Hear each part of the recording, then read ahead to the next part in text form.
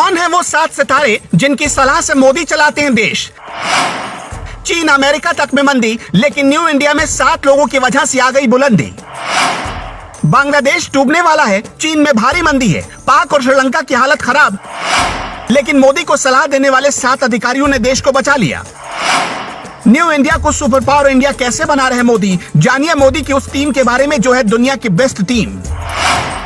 मोदी के सलाहकारों का चमत्कार, बांग्लादेश की इकोनॉमी डूब गई, श्रीलंका और पाकिस्तान की हालत भी खराब, अमेरिका और चीन में भी मंदी के आसार, लेकिन इंडिया एकदम चंगा है। चीन ने ताइवान को आंख दिखाई, तिब्बत को डराया, श्रीलंका पर आधा कब्जा पाया, लेकिन मोदी के हिंदुस्तान से क्यों दोस्ती करने पर उतर आया। ये रिपोर्ट सिर्फ मोदी के लिए नहीं, बल्कि देश से प्रेम करने वाले हर इंसान को देखनी चाहिए। आपको पता है कि नहीं कि सिर्फ कुछ ही घंटे पहले एक सर्वे आया है। द मॉर्निंग कंसल्ट नाम के ग्लोबल एनालिस्ट ने एक सर्वे किया और करीब 3 महीनों की मेहनत के बाद ये पता लगाने की कोशिश की कि दुनिया का सबसे पॉपुलर लीडर कौन हो सकता है। तो लोगों ने जवाब दिया नरेंद्र मोदी, यानी कि Joe Biden, Olaf Scholz, Anthony Albanese, Emmanuel Macron जैसे लोगों को पछाड़कर नरेंद्र मोदी सबसे पॉपुलर बन गए। ज्यादा टाइम न लेते हुए पहले पॉपुलैरिटी की लिस्ट देखिए। नरेंद्र मोदी की अप्रूवल रेटिंग सबसे ज्यादा यानी 75% है। मैक्सिको के राष्ट्रपति लोपेज ओब्राडोर की अप्रूवल रेटिंग 63% है। ऑस्ट्रेलिया के पीएम एंथनी एल्बूज की अप्रूवल रेटिंग 58% है।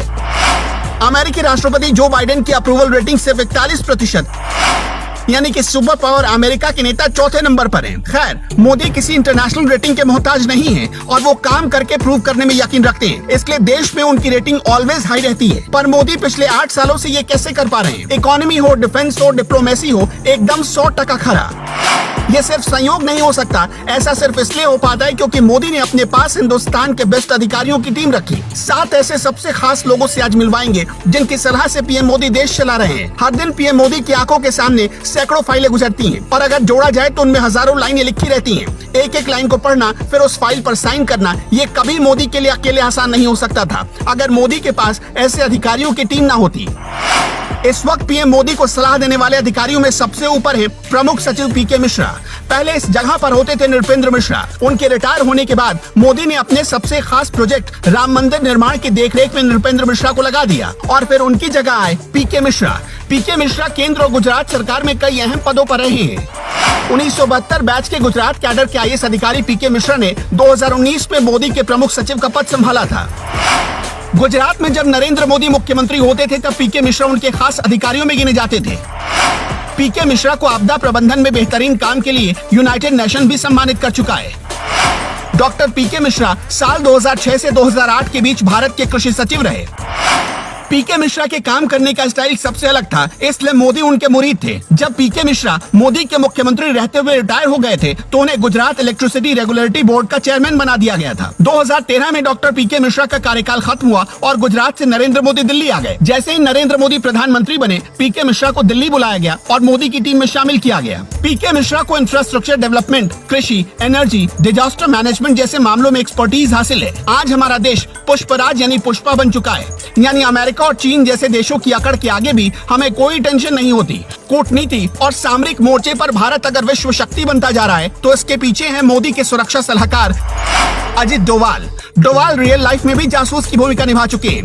पाकिस्तान अगर अपने पायजामे में है तो उसके पीछे मोदी का नेतृत्व और अजित डोवाल का ही रोल है। ये याद रखिए कि डोवाल की रणनीति का ही नतीजा है कि अमेरिका और रूस दोनों महाशक्तियां भारत में आती हैं और प्रधानमंत्री मोदी से बात करती हैं। मोदी के बाकी 2 अधिकारियों से आपकी मुलाकात करवाएं, उससे पहले बस 2 आंकड़े आप देखिए ताकि आपको ये पता चल पाए कि देश चलाने में उन अधिकारियों का कितना कीमती रोल है। चीन के लोग अपनी रोलेक्स घड़ियां बेच रहे हैं, हर्मेस बैग बेच रहे हैं ताकि वो पैसे इकट्ठा कर सके। चीन में 62,000 दुकानें बंद हो गईं। चीन के कुछ इलाके ऐसे हैं जहां सिर्फ 5 घंटे ही लोगों को बिजली मिल पा रही है। लेकिन इसके उलट भारत में क्या हो रहा है? भारत में सिर्फ अगस्त के महीने में 46,000 करोड़ विदेशी निवेश आ चुका है। एशिया में जितना निवेश अगस्त महीने में हुआ उसका 76% अकेले भारत में आया। भारत में आधे घंटे में ही 1 लाख महिंद्रा स्कॉर्पियो एन कारें बुक हो गई। भारत के हर गांव में बिजली पहुंच चुकी है। कुछ महीने पहले तक पूरी दुनिया बांग्लादेश की तारीफ कर रही थी। यहाँ तक कि भारत में मोदी विरोधी भी कहने लगे थे, देखो भारत से तेज बांग्लादेश तरक्की कर रहा है। बांग्लादेश में आज हालात बिगड़ चुके हैं और आज जैसे हालात हैं वैसे आर्थिक हालात तो कभी हुए भी नहीं। पेट्रोल की कीमतों में 50% तक इजाफा हो गया है। एक साल में सारा फॉरेन करेंसी रिजर्व खाली हो गया। 20 जुलाई 2022 की रिपोर्ट बताती है कि अब फॉरेन करेंसी रिजर्व सिर्फ 39 अरब डॉलर ही बांग्लादेश में बचा है। इतने रुपए में बांग्लादेश सिर्फ 5 महीने तक ही कोई सामान खरीद सकता है। लेकिन भारत के पास आज भी दुनिया का चौथा सबसे बड़ा फॉरेन करेंसी रिजर्व है। लेकिन भारत दुनिया में आर्थिक महाशक्ति बन चुका है, तो इसके पीछे कौन है? इसके पीछे हैं 3 चेहरे। मोदी के आर्थिक सलाहकारों की टीम, जिसमें टॉप पर है विवेक देबरॉय, दूसरे नंबर पर है संजीव सान्याल और तीसरे नंबर पर है शेरपा अमिताभ कांत। इसी साल फरवरी में संजीव सान्याल को प्रधानमंत्री के आर्थिक सलाहकारों की टीम में शामिल किया गया। संजीव सान्याल प्रसिद्ध अर्थशास्त्री और इतिहासकार रह चुके हैं। 1990 के दशक में संजीव सान्याल वित्तीय बाजारों के लिए काम कर रहे थे। Shri Ram college of commerce Delhi और सेंट जॉन कॉलेज ऑक्सफोर्ड में रोड्स स्कॉलर रह चुके हैं। कोलकाता के रहने वाले संजीव सान्याल को 2010 में उन्हें वर्ल्ड इकोनॉमिक फोरम की तरफ से यंग ग्लोबल लीडर के सम्मान से सम्मानित किया गया। जब दुनिया के बड़े बड़े इकोनॉमिस्ट भारत की जीडीपी रसातल में जाने की भविष्यवाणी कर रहे थे, तभी सान्याल ने कहा था कि चिंता मत करिए, हमारा देश 9% से ज्यादा जीडीपी जल्द हासिल करेगा। और फिर भारत आज उसी रास्ते पर आगे बढ़ रहा है। मोदी के आर्थिक सलाहकारों की टीम को चलाते हैं विवेक देबरॉय। विवेक देबरॉय ने कोलकाता से रामकृष्ण मिशन स्कूल में पढ़ाई की और बाद में ट्रिनिटी कॉलेज कैम्ब्रिज से इकोनॉमी की शिक्षा हासिल की। फिर कई न्यूज़पेपर्स में एक्सपर्ट के तौर पर काम करते रहे। इसके अलावा मोदी की टीम के 2 और खास चेहरे हैं, अमित खरे और तरुण कपूर। लालू के चारा घोटाले को एक्सपोज करने वाले दमदार और धाकड़ अधिकारी हैं अमित खरे। झारखंड के चाईबासा जिले के डीएम रहते हुए अमित खरे ने ही पशुओं के चारे में हो रही घोटाले को पकड़ा था। उनकी पत्नी झारखंड में चीफ सेक्रेटरी रह चुकी हैं। अमित खरे 1985 बैच के झारखंड कैडर के आईएएस अधिकारी हैं। अमित खरे एचआरडी मिनिस्ट्री और सूचना प्रसारण मंत्रालयों में सचिव रह चुके हैं। झारखंड के चाईबासा में 1990 के दशक में वो जिलाधिकारी थे जब चारा घोटाले का पर्दाफाश हुआ। बतौर जिलाधिकारी उनकी ही लिखाई एफआईआर पर चारा घोटाले की जांच शुरू हुई, जिसमें बिहार के पूर्व मुख्यमंत्री लालू प्रसाद यादव और जगन्नाथ मिश्रा सहित कई नेता दोषी पाए गए। मोदी अमित खरे के काम से इतना प्रभावित थे कि 30 सितंबर को वो रिटायर हुए और सिर्फ 12 दिनों के बाद ही प्रधानमंत्री नरेंद्र मोदी के सलाहकारों की टीम में उन्हें शामिल कर लिया गया। इसी साल बीते जून के महीने में मोदी की टीम में एक नए रिटायर्ड अधिकारी की एंट्री हुई, जिनका नाम है तरुण कपूर।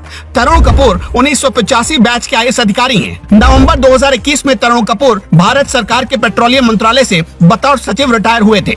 तरुण कपूर शिमला के रहने वाले हैं। इन 7 लोगों की सलाह से पीएम मोदी देश चलाते हैं। ये वही 7 लोग हैं जो देश को कभी श्रीलंका, पाकिस्तान या बांग्लादेश नहीं बनने देंगे। और इन 7 लोगों की टीम के लीडर हैं नरेंद्र मोदी, जो बेबाक हैं, बेधड़क हैं और बेखौफ होकर कोई फैसले लेते हैं। वैसे इस टीम को लेकर आपकी क्या राय है? कमेंट सेक्शन में हमें जरूर बताइएगा।